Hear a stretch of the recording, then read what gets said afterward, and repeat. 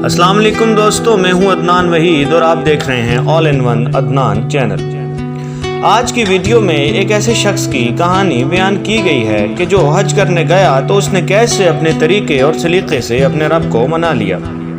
Video پہ جانے سے پہلے ہمارے چینل کو سبسکرائب کرنا نہ بھولیے اور بیل آئیکن پر بھی کلک کر لیجئے تاکہ ہمارے ہر آنے والی ویڈیو آپ تک بآسانی پہنچ سکے۔ ایک بہت ہی گناہگار شخص حج کرنے گیا۔ وہاں کعبہ کا غلاف پکڑ کر بولا، الہی، اس گھر کی زیارت کو حج کہتے ہیں اور کلمہ حج میں 2 حروف ہیں، ہے سے تیرا حکم اور جیم سے میرے جرم مراد ہیں، تو اپنے حکم سے میرے جرم معاف فرما دے۔ آواز آئی، اے میرے بندے، تو نے کتنی عمدہ مناجات کی ہیں، پھر سے کہو۔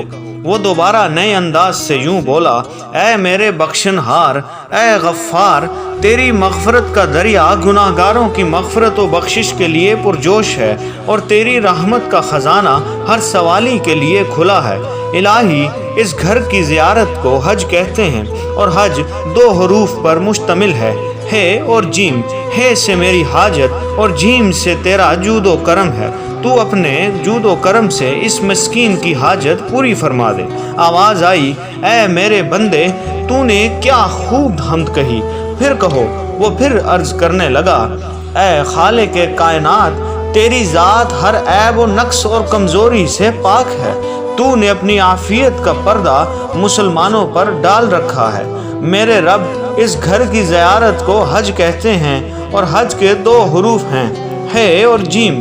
ہے سے اگر میری حلاوت ایمانی ہے اور جیم سے تیرا جلال مراد ہے تو اپنے جلال کی برکت سے اس ناتواں ضعیف بندے کے ایمان کی حلاوت کو شیطان سے محفوظ رکھنا۔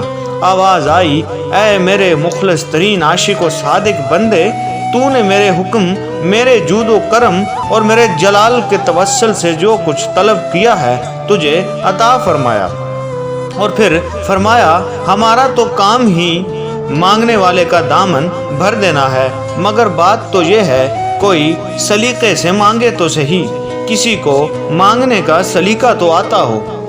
اے اللہ، ہم جیسے گناہگاروں کو بھی مانگنے کا سلیقہ عطا فرما، ہمارے گناہ معاف فرما۔